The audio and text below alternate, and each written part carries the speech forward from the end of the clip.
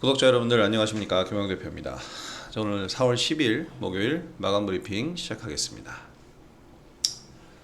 오늘 양시장 어마어마한 급등을 보였는데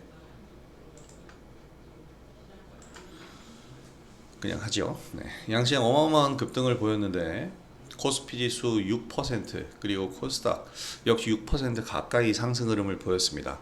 사실 일본 니케이가 8% 이상 아까 오르는 걸 보면서 우리 시장은 막 이런 생각을 했는데, 그래도 이 정도 상승했다라고 한다면 체면 7에 기대 이상까지는 아니더라도 체면은 지켰다 생각이 좀 드는데요.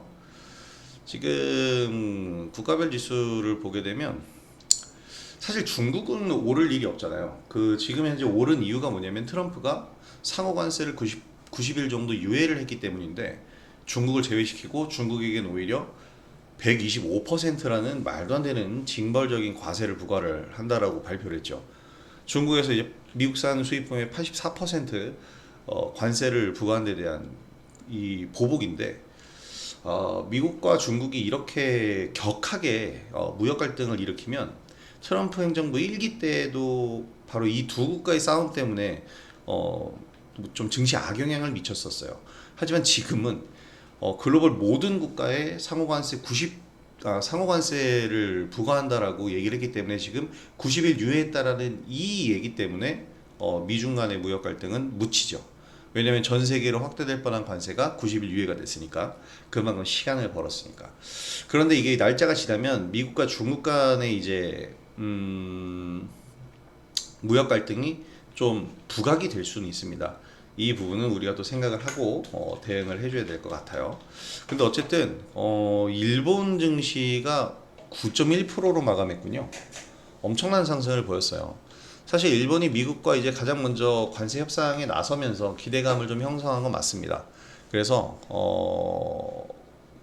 이 화요일 날도 가장 빠르게 반등을 한번 보였고, 어제는 같이 하락했지만 오늘 정말로 그야말로 엄청난 상승을 보였습니다. 그래서 우리 증시 조금 억울해요. 어저께 이렇게 빠질 이유, 그래 관세 때문이라니까, 관세 때문이라면 이유는 되겠지만 사실 이렇게 빠진 데 따른 보상으로는 전 더 올랐어도 된다라고 생각합니다. 어저께 660선 지켰다면 오늘 심하면 700선까지도 노려볼 수 있었던 자리다, 이렇게 생각하는데, 어쨌든 코스닥 지수 6% 가까이 상승, 5.97%로 끝났군요. 6.60에 5.97이면 야, 정말 엄청난 반등이에요. 사실 이 정도면 대단한 반등을 보여주었고, 거래소 지수 역시 마찬가지죠. 코스피도 역시 종가 최고가로 6.6% 끝났습니다. 여기서 중요한 포인트는요, 증시가 올랐다라는 게 아니고 증시가 오르기 전 어저께 어떤 얘기를 하고 어떤 전략을 세웠느냐, 이겁니다. 제가 계속해서 얘기 드렸죠. 결코 미국 대통령은 주식시장의 폭락을 무시할 수 없어요. 이걸 무시하는 순간 미국 대통령은 존재의 이유가 사라집니다. 미국 대통령은 자본주의 국가의 대통령이잖아요. 자본주의의 정점에 있는 국가입니다. 국민에게 돈을, 혜택을, 이득을 주지 못하면 존재의 이유가 없어져요. 미국이 지금 전시국가도 아니고 평화로운 나라에 뭐 해야 되겠어요? 나라를 부강하게 만들고 국민들에게 돈을 경제적인 것을 이 잘해줘야 되는데, 중요한 건 이 401k 연금이라는 대표적인 미국의 연금 제도가 있어요. 이게 이제 매월 노동자들, 근로자들에게 매월 지급되는 이 연금인데, 이게 한 연봉이 6% 정도가 납입이 된다고 해요. 저도 이거 미국 제도 이런 부분들은 이제 우리 챗 GPT에게 의존을 좀 하는데, 물어보면 이 401k 연금이라는 게 고용주가 제공하는 퇴직연금 제도, 그러니까 세금 유예 혜택을 받으면서 이게 세금을 안 낸다고 해요. 이건 나중에 이제 수익 실현할 때였나, 나중에 인출할 때 과세를 한다라고 합니다. 그래서 이렇게 이 퇴직연금을 받으면 이것을 근로자가 직접 펀드냐, 채권이냐, 주식에 자기가 개별 종목에 직접 주식 투자를 하느냐, 이렇게 하는데 주식형 펀드의 거의 70에서 90%가 유입이 된다고 합니다. 그러면 주식 시장이 빠그라지면 이게 어떻게 되겠어요? 내 연금이 날아갔잖아요. 최근에 뉴욕 증시가 한 20% 가까이 빠졌다고 한다면 내 연금의 20%가 한 달 만에 사라졌어요. 이러면 들고 일어날까요? 안 일어날까요? 미국 기업들은 소송까지 한다고 난리가 났었어요. 그러니까 무시할 수 없다는 얘기예요. 결코 무시할 수가 없습니다. 물론 다시 올려주면 그만이지만 지금 현 상황이 중요한 거잖아요. 그래서 다들 요즘에 생각한 것이 트럼프 풋이 나올 것이냐, 연준 풋이 나올 것이냐. 근데 연준의 FOMC 의사록 공개가 됐는데 이 의사록에서도 매파적인 인플레이션에 대한 우려감이 좀 부각이 됐단 말이에요. 그러니까 트럼프 더 이상 좌시할 수 없죠. 거기다가 어, 좀 이따 설명드리겠지만 장기 국채 수익률이 올라갔는데 이게 국채 수익률이 올라간다라는 건 국채 금리가 올라간다라는 거예요. 호재냐 악재냐로 뭐 단편적으로 얘기할 수 없지만 지금 현재 경제 상황에서 미국의 재정 적자가 지금 상당히 미국은 빚이 엄청난 나라예요, 사실. 그러니까 뭐랄까 빚으로 빚을 내서 수익을 내는 이건 좀 설명하기 어려운데 재정 적자가 엄청난 나라입니다. 근데 이러한 나라에서 국채 수익률이 높아지고 있다? 높아진다는 얘기는 사는 사람이 많으면 금리가 올라갈까요? 너 금리 5%를 요구해? 여기 4% 달라는 사람 많은데? 하고 갈 거 아닙니까? 근데 사는 사람이 별로 없어. 그러면 이 살려는 사람이 그 국채를 살려는 사람이 5% 6% 금리 부르면 거기다 갖다 팔아야죠. 그러면 내가 이 국채를 주면서 얘한테 돈을 빌려오잖아요. 그럼 이 국채를 주면서 빌려온 돈에 대한 금리가 6% 5% 이렇게 되면 내가 갚아야 할 돈이 늘어나는 거예요. 쉽게 얘기해서 국채 수익률, 그러니까 국채 금리가 올라가면 미국은 재정 적자가 큰 상황에서 비용 부담이 어마어마하게 증가합니다. 국채 금리를 내려야 돼요. 그러려면 미국 자산이 안전하다라는 이 인식을 줘야 될 거 아닙니까? 그런데 최근에 상호관세 이 얘기로 해서 주식시장을 폭락시켰고, 근데 주식시장의 이러한 폭락이라는 게 지금 그냥 설명 다 합시다. 네. 이 주식시장의 폭락이라는 게 단순히 지금 수급적인 요인이냐 아니면 이 월가의 투자자들이 떠나는 것이 오락가락 정책 때문이 아니라 미 경제에 대한 의구심 때문이냐 이것에 대한 부분을 체크를 해야 돼요. 경제 지표 지금 그렇게 긍정적이진 않죠. 그런 상황에서 오락가락 정책을 빌미로 해서 이 월가에 있는 투자자들, 헤지펀드나 글로벌 IB뱅크들이 다 매도를 던지면서 증시 이 월가에서 떠나간다. 이것은 단순히 이 정책에 대한 그 반응을 지금 그 단발적으로 보여준 게 아니라 미 경제에 대한 의구심을 던질 수 있다라는 것, 스태그플레이션이 올 수 있다라는 것, 이런 부분들을 생각한 거예요. 그렇기 때문에 미국 경제에 대한 의구심이 들면 국채 안전자산 국채에 대한 인기도가 떨어질 수밖에 없죠. 지금 수요가 상당한 수요가 확인이 됐다라고 오늘 뭐 기사가 나왔는데, 근데 이 수익률이 지난달 입찰 때 4.3%였는데 지금 0.012% 늘어나서 4.435가 됐거든요. 지난달에 4.3이었는데 이번 달에 4.4가 됐어요. 4.5%에 거의 육박한 거예요. 금리가 올라간 거예요. 국채 수익률이 올라갔다는 건 국채를 산 사람들의 수익률, 즉 금리가 올라갔다는 것. 결코 좋은 게 아니거든요. 이게 10년물 장기 국채이기 때문에 뭐 장기적인 것. 그런데 이 장기 국채 금리가 상승하는 것을 무조건 막아야 돼요. 장기적으로 미국 경제에 대한 물음표가 생긴다라는 의미밖에는 안 됩니다. 만약에 그렇잖아요. 담보 물건이 빵빵하면 금리를 높게 잡지 않죠. 근데 담보 물건이 부실할수록 금리가 올라가죠. 미국 경제 10년 뒤에 미국 경제에 대한 게 담보로 10년물 국채 금리, 10년물 국채를 발행했는데 그 금리가 올라간다는 건 그 담보가 약해지고 있다는 거예요.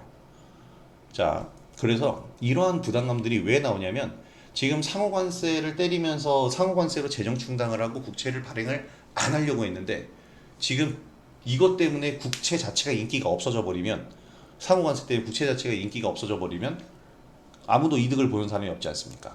그래서 지금 트럼프 같은 경우에는 일단 주가를 안정시키고 미국 경제 탄탄한 걸 보여줄 필요도 있어요. 그래서 그러려면 지금 분명히 상호관세를 발효를 해서 모든 국가들에게 관세 부과 그렇게 하면 미국 소비자들이 지출하는 돈이 커지죠. 그렇게 되면 정말로 스태그플레이션이 올 수도 있어요. 이 우려 아직 장담할 수 없죠. 하지만 장담할 수 없다는 건 트럼프도 장담할 수 없고 경제학자들도 장담할 수 없는 거예요. 뭐 갑자기 미국인들의 애국 심리가 발동해서 애국 소비하면서 자국 물건을 막 쓴다? 그럴 수는 있겠지만 그게 미국 안에서 소비되는 모든 물건을 해소시켜 줄 수 있을까? 그리고 생산량을 그렇게 해서 늘리는데 생산량을 늘리게 되면 그에 대한 인건비가 들어가면서 올라가는 물건값은 이것이 결코 누구도 장담할 수 없는 상태인데 높은 확률로 스태그플레이션이 올 가능성이 높잖아요. 지금 트럼프 입장에서 이것에 대한 도박을 할 필요는 없어요. 그래서 국채금리가 이렇게 올라가는 상황에서 국채금리 끌어내리는 게 우선이다. 그 다음에 이제 국채금리 발행을 좀 줄이고 뭐 세금을 올리든지 이런 부분으로 가야 되는 거예요. 근데 어제도 말씀드렸지만 세금도 무작정 올릴 수 없죠. 부가가치세 올리면 인플레이션 증가하고 소득세나 법인세 올리면 경기 침체 올 거예요. 어떻게 해야 되겠습니까? 그래서 이런 부분들에 대한 생각을 해보면 지금 현 상황에서 이 상호관세를 무작정 밀어붙일 수는 없어요.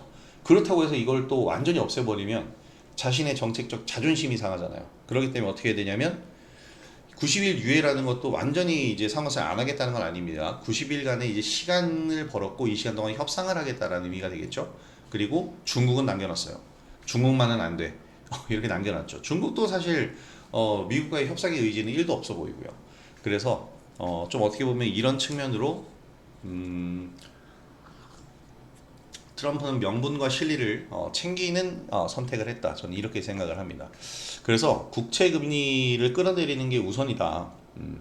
미국의 재정 적자, 재정 불건전성을 해소하는 것이 우선이다라는 게 이 상호 관세의 처음 출발이다라고 제가 어제도 설명드린 것 같은데 지금 그런 부분들로 나타나고 있다라고 보시면 될 것 같아요. 자, 그래서 일단 주식시장 폭락을 무시할 수 없고 이 국채금리에 대한 부분에 민감하기 때문에 이렇게 상호관세를 90일 유예했다면 자, 여기서 이제 중요한 건 이게 기술적으로 단순히 한 번 반등한 거냐의 문제예요. 왜냐면 나스닥 지수가 지금 상승한 게 반등한 게 24년 만에 최고치 기록이랍니다. 24년 2001년 1월 이후에 가장 크게 올랐대요. 그리고 S&P 500이나 다우지수는 코로나19 팬데믹 첫 시발점이었던 2020년 3월 이후 하루 최대, S&P 500은 2008년 이후에 최대 상승을 기록했답니다. 이 얘기는 뭐냐면 역대급 상승이란 얘기예요. 그러니까 이러한 역대급 상승을 보여줬다면 반발로, 그러니까 제가 항상 얘기하죠. 과도한 하락 뒤에는 반대되는 상황이 나와요. 과도한이라는 단어가 들어가면 항상 반대되는 상황이 나오는데 지금 과도한 하락을 했으니까 오늘 상승을 했죠. 근데 24년 만에 상승이라고 하면 역대급, 역대 2위 기록이래요. 나스닥 이번 상승이. 이 정도라고 본다면 과도한 상승이라고 해야 되지 않을까? 제가 부정적인 얘기를 좀 부정탈까봐 하고 싶진 않은데 주의는 해야 된다는 얘기예요. 너무 많이 오늘 올랐으니까 이게 반등 흐름을 이어갈 수 있을지.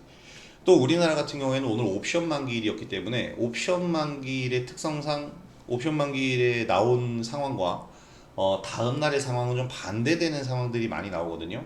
그래서 내일 이 반등의 흐름을 이어갈 수 있을지, 적어도 내일은 쉬더라도 다음 주에 이어갈 수 있을지가 굉장히 중요합니다. 무엇보다 중요한 건 관세, 상호관세, 모든 국가별 상호관세가 90일 유예됐지만 중국은 예외였어요. 이 부분이 어떻게 작용할지가 또 큰 문제가 될 것 같습니다. 자, 내일 또 중요한 거 나와요. 소비자 물가지수 나오는데 이 3월 CPI를 제가 지난달에도 그랬죠.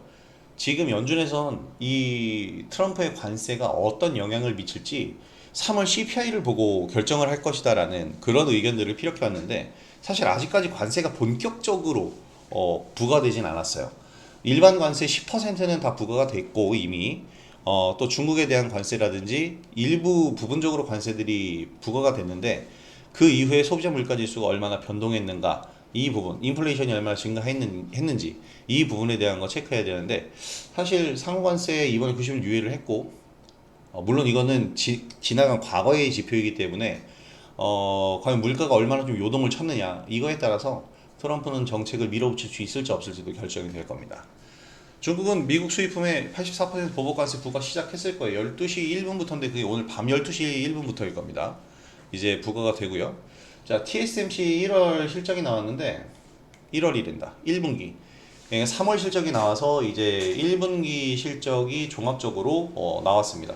전년 대비 매출이 무려 40% 성장을 했다고 합니다. 대단한 성장이죠. 세계 최대 기업이에요. 반도체 분야에서 파운드리에서 세계 최대 기업이 매출이 전년 대비해서 40%가 증가했다? 어마어마한 겁니다. 자, 1분기 35조 원 수준의 매출액을 올렸다. 3월 매출액은 2,859억 대만 달러. 왜 여긴 대만 달러로 기록하고 여기에는 한화로 기록한 거야? 그래서 이게 몇 조 원인데, 자 1월에서 2월 누적 매출액이 5,530억 달러. 지금 이 정도면 역대급의 실적을 기록을 한 거였고, 1분기 매출 가이더스 뭐 이 정도인데,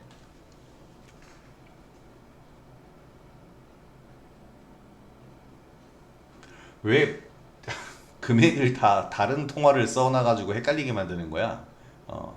자, 어쨌든 실제 매출 가이던스 범위 하단에 가까울 것으로 예상이 왔다고 하는데, 어쨌든 지금 어닝 서프라이즈라고 봐야 돼요. 이번에 대만 지진도 있었으니까. 이런 거 안 나오면 안 되나요, 광고? 내가 뭐 기사를 보는 입장에서 이런 걸 얘기하면 안 되지만, 네. 자, 어쨌든 공고히 1위 자리를 구축을 하고 있고요. 삼성전자 8%네. 자, 호실적을 냈다라는 의미로 지금 받아들이고 있고, 트럼프 관세가 나오기 때문에 이제 업체들이 비축량을 위해서 3월에 이제 굉장히 공격적으로 이 반도체를 확보했다라는 얘기가 나와요.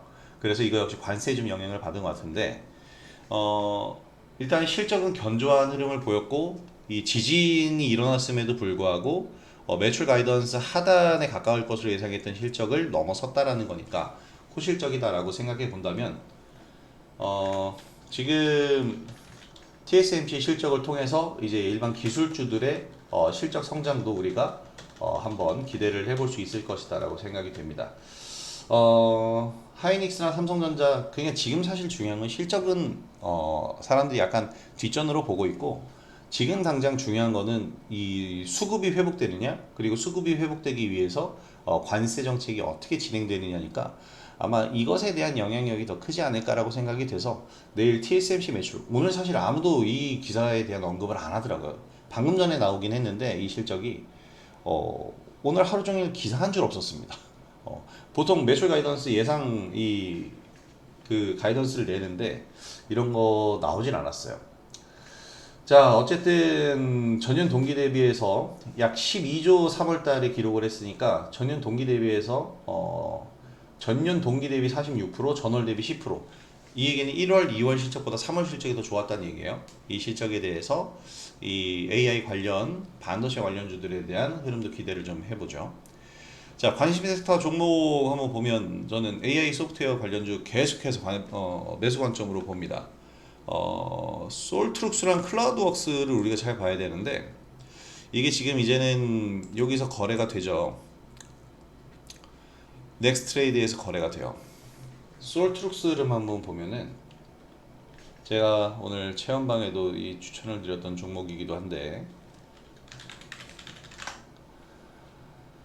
지금 현재 흐름 굉장히 좋습니다. 오늘 저는 이 밑꼬리를 잡으려고 이 밑에다가 매수 걸었기 때문에 매수는 나름 잘 됐고요. 매수 이후에 이제 상승 흐름 나오고 있는데, 내일 탄력적으로 움직임이 나올 수 있을까? 이것은 이제 양날개죠. 양날개예요. 크라우드웍스와 솔트룩스, 이 두 종목이 견인을 해줄 겁니다. 과연 어떻게 나올 것인가?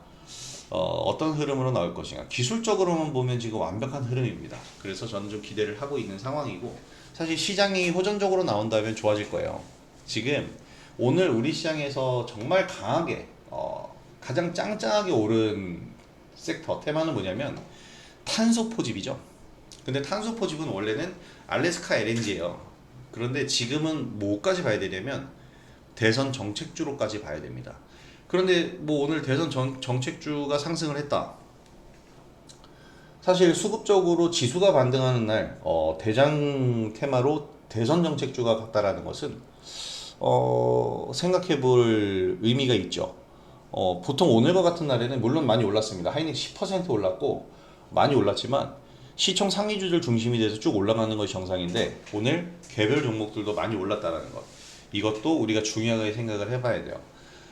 AI 소프트웨어도 정부 정책으로 연결되죠. 이재명 후보, 이제 후보라고 불러야 되나요? 이재명 의원 대표직 사퇴하셨나? 근데 어쨌든 대선 후보 중에 가장 강력한 인물, 이재명 대표의 오른쪽 왼쪽에 솔트룩스와 크라우드웍스의 대표들이 자리를 하고 있죠. 양날개입니다. AI 강국위원회. 여기다가 탄소 포집 관련주는 이재명 대표도 당연히 이 야권 인사, 야권 진보 인사이기 때문에 중요하게 생각하는 부분이 뭐냐면 바로 이 부분이에요. 친환경. 아 이거 한택 기사네요. 한택도 마찬가지죠. 한택도 마찬가지로 지금 친환경 요 얘기 나오고 있는데 이거부터 보여드리면 기후 위기 대응 강화 정책은 이어갈 것이다. 이게 대표적인 진보 진영의 에너지 정책, 에너지 정책이 연결이 되죠. 그래서 신재생 에너지를 추진을 하는 건데 지금 이 기후 위기 강화 대응 정책에 탄소 포집은 필수적입니다. 지금 그 밑에 줄에 보면 알래스카 LNG 프로젝트의 탄소 포집 저장 기술 이게 적용 여부에 따라서 이 탄소 비용 그러니까 배출되는 탄소만큼 돈을 내야 되잖아요. 탄소 배출권이라고. 이 탄소 비용이 어마어마한 금액이 나올 수 있다는 얘기가 나오는데 그렇다면 이 탄소 포집 기술을 활용한다면 이 부분을 상쇄할 수 있다라는 거죠. 자, 그래서 이 탄소 포집 관련주들이 나오고 있는데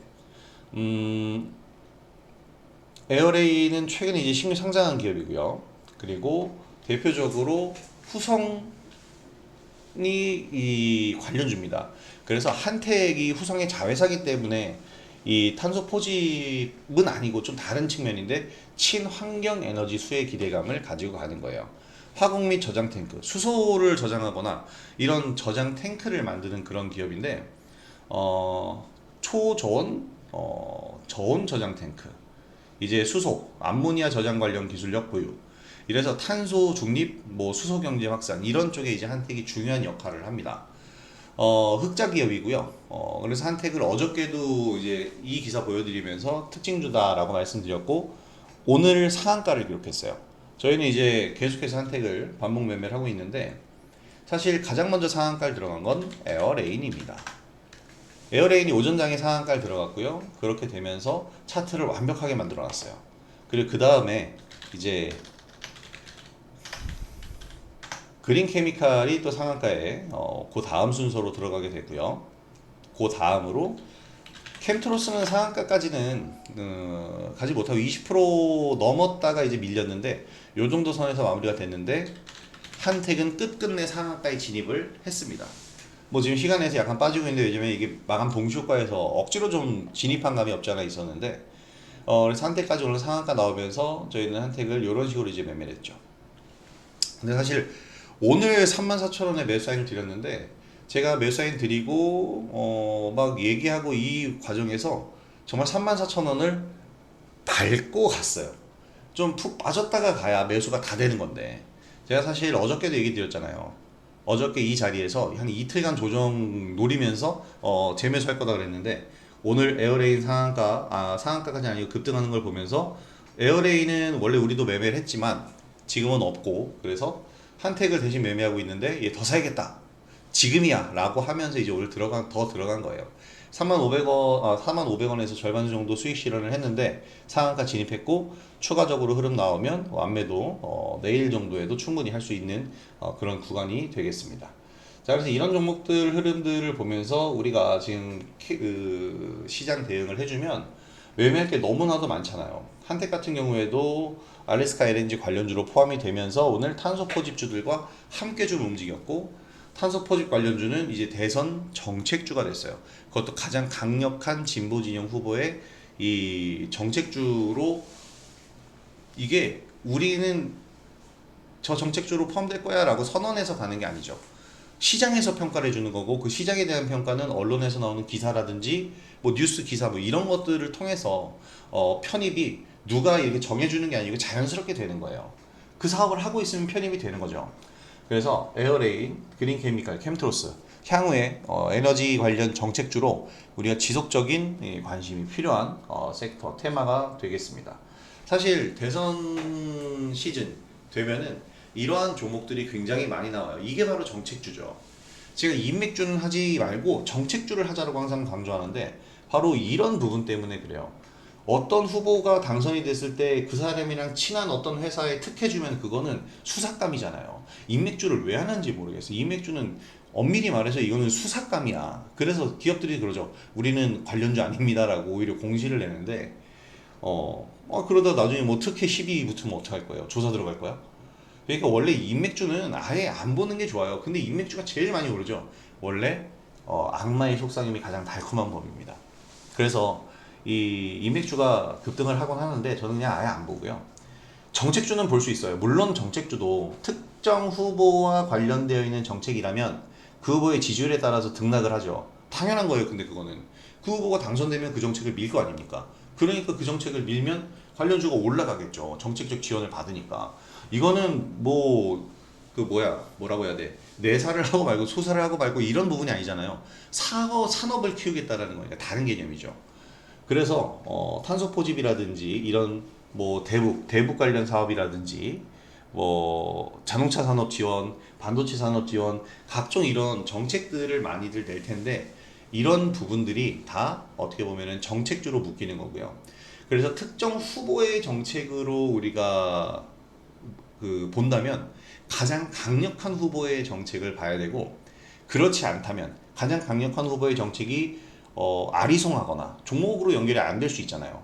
아리송하거나 아니면은 너무 많이 올랐어. 지금 사긴 부담돼. 그러면 뭘 보셔야 되냐면 공통으로 추진할 수밖에 없는 정책이에요. 자, 지금 자동차 산업 지원, 반도체 산업 지원, 다 뭐 어떤 산업 지원이죠. 이거를 글자 하나만 더하면요 일자리주가 돼요. 일자리 정책인 거예요. 산업을 진흥시키고 부흥시키는 게 뭐 때문에 부흥시키는 거예요? 거기 그 산업이 발전해서 파이가 커지면 일하는 사람이 많아져서 일자리가 늘어나잖아요. 결국 일자리 관련이라는 거예요. 이게 무슨 얘기냐면 모든 산업, 모든 후보들이 이제 정책으로 만들 그 정책들이 결국에 어느 방향점을 지향하느냐 이 공통된 부분이 있다는 거죠. 바로 인구 정책입니다. 일자리는 인구 정책에 포함이 돼요. 일자리 환경을 제대로 만들어야 저출산이 해결이 되니까. 그리고 일자리 부분을 어느 지역으로 해소하느냐에 따라서 지역 간에 좀 퇴보하고 있는 지역을 발전시키고 부흥시켜서 또 이렇게 수도권에만 밀집되어 있는 인구를 좀 분산시킬 수 있는 그래서 고르게 인구가 분포될 수 있는 그리고 더 나아가서는 저출산이 해결될 수 있는 이런 부분들을 해소하기 위해서는 이런 부분 인구 정책이란 부분이 통합적으로 관리가 돼야 된다는 거고 여기서 가장 크게 차지하는 건 뭐냐면 솔직히 말해서 일자리예요. 왜 다들 서울로 옵니까? 회사가 제일 많잖아요. 일자리예요. 그러니까 일자리 왜 주택 가격이 형성이 돼요? 물론 학군이라는 개념이 있지만 학군도 엄밀히 따지면 공부 열심히 하고 잘해가지고 좋은 직장 가려는 거 아닙니까? 그러니까 모든 건 일자리로 귀결돼. 이 일자리라는 것이 잘 구성이 되어 있다면 그곳은 발전할 수밖에 없어요. 그리고 자연스럽게 모든 것이 해결될 겁니다. 자, 그래서 인구 정책엔 단순한 저출산 관련주로 뭐 아가방 컴퍼니라든지 최근에 많이 올랐던 에르코스 같은 종목 있죠. 이런 종목이 있고요. 지방에서도 일을 할 수 있게 재택근무를 할 수 있게 재택근무 관련 알서포트와 같은 종목들도 있습니다. 그리고 그걸 해줘야 되잖아요. 이직을 할 수 있게끔 도와줘야 되고 교육을 시켜줘야 되고 뭐 이런 부분들이 있는데 이런 걸 하는 게 바로 대이원 컴퍼니 같은 기업입니다. 그래서 오늘 우리는 대이원 컴퍼니 야 시간이 급등이네요. 오늘 재매수 해놓을 걸 그랬네. 네. 제가 지금 유무료방에 다 드렸습니다. 그리고 오늘 멋지게 수익 실현했고 저는 이제 10,000원 이상권 보는데 뭐 지금 시간의 가격 아주 좋네요. 그러니까 이건 뭐냐면 내일도 매매가 가능한 종목이라는 거예요. 아이스크림 메뉴가 오늘 상한가에 갔는데 풀렸구나. 쭉 밀렸네요. 얘를 매매하기엔 오늘 너무 높다라는 거죠. 변동성이 너무 심해. 근데 데이원은 신규주의고 최근 3일 동안 많이 오르긴 했지만 이 정도 상승폭은 감당할 수 있는 테마의 성격이에요. 그래서 오늘 밀리면 음봉 나오면 전 다시 매수하려고 그랬는데 오늘 올라주면서 또 오늘 이제 매수가를 주면서 이제 어제 매수 못한 분들도 매수를 하셨는데 좋은 흐름 잘 나오고 있습니다. 내일도 저는 좋은 흐름 나올 거라고 봐요. 기회 주면 들어가야 됩니다. 인구정책 관련주 대선 아직 60일 남았어요. 계속 나올 거예요. 어느 후보는 이런 식의 일자리 저런 식의 일자리 다 얘기를 하겠지만 결국에 이것이 귀결되는 건 인구정책 관련주인 거고 이 인구정책의 가장 주안점은 일자리입니다. 그래서 일자리 관련주 오픈널과 같은 종목들도 잘 보셔야 됩니다. 그 직업 교육을 해주는 성인용 교육 컨텐츠를 만드는 데이원이나 뭐 위즈코프, 오픈롤 이렇게 자기만의 플랫폼이 있고 또는 자금을 투자했고 이런 기업들을 잘 보시면 일자리 관련주에서 좋은 흐름들 포착을 하실 수 있을 겁니다. 자, 이렇게 오늘 어쨌든 우리 시장의 반등장에도 우리 시장의 중심에는 역시 뭐 시총 상위주는 상위주지만 지금 현재 우리 시장의 중심에 있는 것은 뭐냐면 대선이라는 거예요. 당연하지 않습니까? 이 나라의 운명을 결정지을 이제 또 한 번의 엄청난 선거잖아. 그러면 이 선거에 관련되어 있는 종목들이 당연히 움직입니다. 그리고 항상 모든 대선 시즌에는 엄청난 그 대선 선거를 상징하는 종목들이 나왔어요. 물론 이번 대선 선거를 상징하는 종목이 인맥주가 될 수 있지만 이 정책주들을 결코 소홀히 해서는 안 됩니다. 자, 그리고 우리가 오늘 좀 특징적으로 볼만한 게 또 이것도 있어요. 원익홀딩스인데 야 22% 급등. 오늘 원익홀딩스의 이 급등은 이런 이유가 있습니다. 이거 역시 정부 정책이에요. K 휴머노이드 연합 직접 참여. 원익홀딩스 자회사인 원익로보틱스가 참여를 했는데 이거 역시 어떻게 보면 정책으로 엮이는 거예요. 지금 이재명 대표는 트럼프를 벤치마킹하고 있다라고 제가 어저께 얘기했잖아요. 뭐냐면 이재명 대표가 AI 강국위원회 위원장이에요. 안 어울리는 것 같으면서도 이게 굉장한 임팩트를 가지고 있는 게 뭐냐면 이거를 하고 있기 때문에 막 어떻게 보면 그런 생각 들잖아. 진보 진영이면은 기업의 법인세 걷고 규제하면서 막 다 규제 세금 걷어서 분배 신재생 에너지 이런 색깔이 이제 진보 진영의 색깔이라고 생각을 단순히 하는데 성장에 대한 생각도 하고 있다는 거죠. 이건 굉장히 중요한 거예요. 트럼프가 이번에 당선이 될 때 가장 중요했던 건 전통 제조업을 지향하는 이 뭐랄까 아주 좀 올드한 느낌이 나는 이제 경제 전문가라고 한다면 성장 기업의 대표 주자인 테슬라의 CEO인 일론 머스크를 영입을 했고 또 가상화폐 선구자라고 할 수 있는 제이디 벤스를 부통령으로 임명하면서 가상화폐부터 AI 모든 첨단 산업 기술까지 아우르는 완벽한 경제 전문 대통령이 된 거예요. 그러니까 당선되는데 힘이 굉장히 된 거죠. 저는 이재명 대표가 요거 지금 벤치마킹하고 있다고 봐요. 그래서 AI 강국위원회 위원장을 하면서 지금 솔트룩스나 크라우드웍스 그래서 얘기 드렸죠. 근데 그거 말고도 이 로봇 관련주들도 잘 봐야 됩니다. 이런 식으로 지금 이제 구태의연한 옛날 색깔을 가지고 얘기하면 안 먹혀요. 정책이라는 것도 아울러야 되고 뭐든지 할 수 있는 멀티가 돼야 됩니다. 정책적인 부분에선 하나만 지원하면 다른 한 산업이 부당한 대우를 받을 수 있잖아요. 그래서 지금 이 기술 기업들은 나라가 성장하는 데 있어서 지금 가장 중요한 게 기술력이에요. 하이 테크놀로지. 특히 지금 평가받는 건 AI가 곧 국력이다라는 얘기까지 나오고 있죠. 근데 우리나라가 사실 이 AI나 이런 부분에 대해선 굉장히 특화되어 있는 민족입니다. KT의 얼마 전 CF 전 굉장히 공감해요. AI에 가장 특화되어 있는 언어는 한글이라는 얘기를 광고에서 하는데 사실 맞습니다. AI가 가장 잘 활용할 수 있는 언어, 모든 것을 표현할 수 있는 언어잖아요. 이 뭐랄까 소리 내는 대로 받아 적으면서 뜻이 들어가 있는 완벽한 언어. 그래서 우리나라는 AI 알고리즘을 만드는데 훨씬 더 특화될 수 있는 중국도 어떻게 보면 그런 개념이 아닐까요? 그런데 지금 LG에서 LG X1 이게 지금 중국의 딥시크와 거의 맞먹는 수준으로 평가를 받고 있다고 하는데 물론 뚜껑은 열어봐야 되겠지만 이러한 AI 분야 더 나아가면 이 AI 분야가 활용돼서 휴머노이드 로봇 더 나아가면 산업 현장 환경도 다 바뀌는 정말 엄청난 발전과 성장을 이룰 수 있는 분야가 됩니다. 이걸 모르겠습니까? 지금 정치인들이 그들의 싱크탱크가 다 알고 있죠. 그래서 이것들로 오밀조밀 정책을 만들어 주게 되면 이 관련주들이 빵빵 터져줄 수 있는 환경이 만들어질 거다라고 봐요. 그래서 저는 이번 2분기가 굉장히 재미있는 굉장히 활발한 장세가 될 수 있다라고도 생각합니다. 자, 이런 부분들에 우리가 집중을 하면서 앞으로의 대응 전략을 만들어 가도록 하자고요. 그래서 오늘도 수익을 잘 올렸고 재밌는 장을 맞이했고요. 최근 하락장 속 이번 주 내내 우리는 매일매일 수익을 올렸어요. 하락장을 그만큼 잘 대비했고 활용했다라는 거죠. 그래서 내일 장도 저는 기대를 하고 있고 내일 장은 제가 오전장에 공개 방송을 진행하는데 많이 참여들 해주셨으면 좋겠고, 또 이렇게 영상도 계속해서 봐주시면서 이 영상이 구독자 여러분들에게 많은 도움이 되셨으면 좋겠습니다. 자, 오늘 영상은 여기서 마무리하도록 하고요. 오늘 영상이 도움이 되셨다면 구독하기와 좋아요 한 번씩 클릭 부탁드리도록 하겠습니다. 내일은 제가 SBS 비즈 필살기 녹화 관계로 영상을 올려드릴 수가 없고 유튜브 영상은 다음 주 월요일에 다시 찾아오도록 하겠습니다. 자, 오늘 영상 시청해 주셔서 정말 감사드리고요. 오늘 영상은 여기서 마무리하도록 하겠습니다. 김호영 대표였습니다. 내일 장중 공개 방송에서 뵙겠습니다. 감사합니다.